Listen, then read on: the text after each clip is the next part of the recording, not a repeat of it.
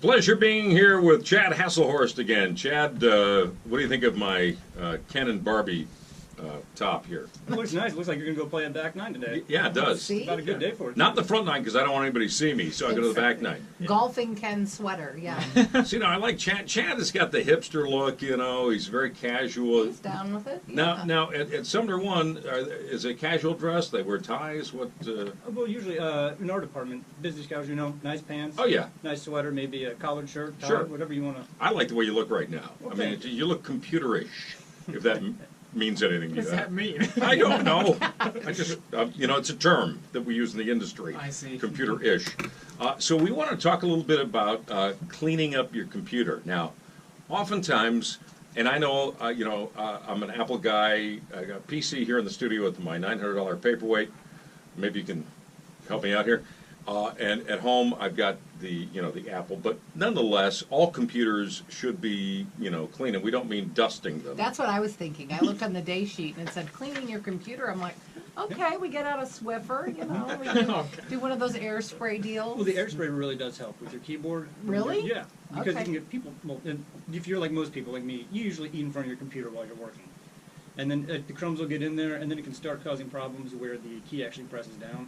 So cleaning those out regularly is pretty good. Okay, see, I was right. We got two forms of cleaning your computer. Now tell us about the real stuff. Oh, well, that's a pretty important thing to do. Make sure you clean the keyboard. And then also inside, that if you have a tower, one that doesn't move around like a laptop, Right, yeah. I'd recommend opening it up because you probably have a family of dust bunnies living in there. Oh, yeah. You got to get those out of there. Yeah. That's funny. It used to be a little blue light that would come on. Now it's gray. So Yeah. it's in our Got office. bunnies.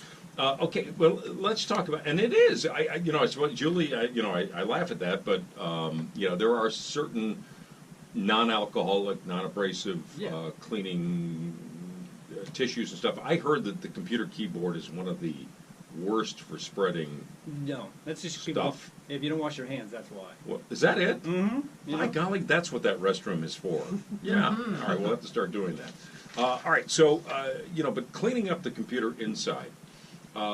First of all, how long is the life of a computer, generally speaking? Well, business-wise, the computer will probably last you about 3 years. Is a good refresh That's it, cycle. huh? Yeah. Well, for business, I mean, home you can probably get away with a little more because you're not really on the time constraint. You're trying to get work done as fast, so you can probably get about 5 to 6. Really, if it'll do what you're looking for, you can let it go as long as you want. But. So, and one of the perils that people have is that when they kind of lose track. A computer is a pretty easy instrument to operate, and they do it every day, and so they become accustomed to it working for them, and all of a sudden, one day, it just doesn't want to work for you anymore. So what are the steps that you need to take before you get inside the computer and clean it? I don't mean physically get inside, but before you do your I'm going to shrink down and Yeah. I'm going in. Great things to clean your computer. I mean, you can do the standard stuff like you defrag your hard drive. Yeah. You can run disk cleanup, which will remove a lot of temporary access files. In your internet browsers, there's usually a way to clear your cache or cookies. It just removes all of the information in there so it doesn't stockpile up more Sure. and more. So can you give us any brand names, or are there any, or if you don't feel comfortable doing that? But, because truthfully, I'm like a neophyte, and I've been using a computer since the 80s, but I'll be honest with you, I had a Commodore 64. I don't like to brag. I know. Yeah. But, people look at the computer and go, I just don't know what to do with this thing. Well, yeah. A great program that people can download. It's called Tree Size.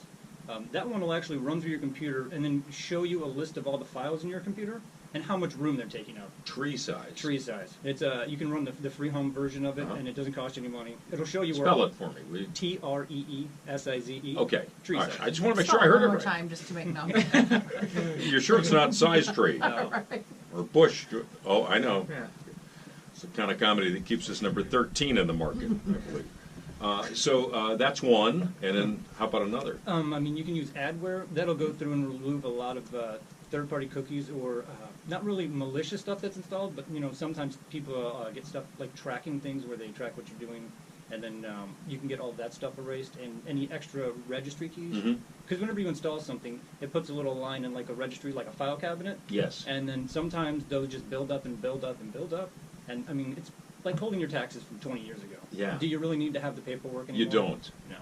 It's funny because when I look at some icons on my computer at home, and I open it up and I look at all the stuff I've got in there, and I go, if I throw that one thing out that I don't think I need, I know. that says EXE on it or something, it's going to stop everything. The one thing I would warn people about, there's a lot of things you see online where it says, download this now to optimize your computer. Or, Correct. most of those, they'll just bamboozle you and, they'll try to get you to spend more money, tell you there's problems with your computer. So I really recommend not going those unless you know the company, someone's used it, and it's a well-versed product. Tell us the 2 sites again, or the 2 places to go online to get that software. A lot of the software, tree size, Yep. if you just type it into Google, you should be able to find tree size, and then adware removal should pop up there too. Okay. There's so much, and you can't defrag your hard drive to make it new again. It's not just impossible, isn't it? No, not to defrag, but on a lot of the new computers, you can actually, when it's booting up, there's special keystrokes you can usually do, like an F2 or an F10. It'll take you to a system recovery portion of the hard drive. Yeah. And then that will actually, you can reinstall your operating system brand new. So it pretty much erases everything and puts it back like you bought it fresh from the store the next day. So you don't get all that extra stuff. Like wiping your phone clean? Yes, like Okay. the exact same way. The only problem is then you have to reinstall all your programs, and you got to make sure you have all your files. Yeah. And with files, you really should make sure too that you're not keeping the same file on your computer in 4 or 5 different places.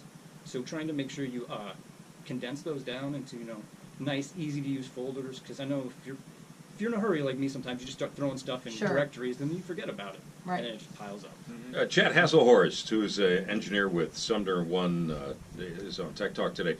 So let's just pretend everybody doesn't know what they're doing, and tell us from the get-go. Just in case. We don't have to pretend. Yeah, right. Somebody sits down at their computer, and they say, "Okay, I want to know how much space I've got left and what I can get rid of." Well, what you can get rid of, that will be under your adding, removing programs. Okay. So if you can go to, usually you'll open up the start menu. If you type in this computer, you can click on that icon, and then that will bring you up to a file explorer window. Once you're there, if you click on your My Computer icon, at the top, you will then be able to click on Add or Remove Programs usually, or you can type that into the start menu to find it. Once you're there, it will pop up a list of programs that are all on your computer. Most of them they'll tell you by who the manufacturers installed them. I would recommend keeping most of the ones from the manufacturer. Some of them are extra, but usually those are okay programs to keep. Like the word processing packages and that kind of thing. Yeah, like sometimes Dell has a program they put on people's computers now. It's called Dell Command. It automatically updates the hardware in your computer. Oh, nice. Yeah, so that it'll the firmware and all the BIOS. So BIOS is the most basic operating system that everything will run on to start the computer up, and it upgrades that to keep the hardware from running properly. And what eats up most of the space? The programs themselves. What eats most space? Probably people putting movies on their computers. Oh, yeah, right, of Pictures, family videos. People just take their phone and That's dump all them. we have on ours, what you Yeah. just said. Yeah. So, True. but taking those and downloading those into a hard drive that's Yeah, like a backup, like Right. we talked about last week. Mhm. Putting on an external, you can move it off the computer, and Sure. you can always take it with you, keep it safe. and what's a good a terabyte? 500 gig. What do you recommend? I'd say, terabyte is pretty good bang for your buck these days. You can get those pretty cheap at Micro Center, like $60 for a whole terabyte. And that, you're looking at 500 plus movies almost on a terabyte. So. Wow. And what would you charge me to live at our house for 2 months? I don't know if my wife would like that. Yeah. Well, bring her along. I just need you. Chad, thanks again for coming in today. It's always fun talking to you. Chad Haselhorst from SumnerOne. And again, give us a little brief overview of SumnerOne. SumnerOne, it's the place where everything works. IT, computers, printing, anything you pretty much plug in and you have to interface with. That's All what the we handle stuff for we you. don't know how to do, Yeah. SumnerOne knows how to do it. That's what we do. Yeah, and and you're married. Yes. Okay, because I was going to see if I could find a girlfriend for you. Closer to your house. We got right somewhere near where I live. Yeah, so when you Chad, as long as you're going over to visit Phyllis. Phyllis. Yeah, I I'm know, sure right? he would date someone She's an named older Phyllis. woman. She sounds attractive. She is. She's 61 and she's a brunette. Oh my God. That was in my head, by the way. That's all I got. Okay. Okay.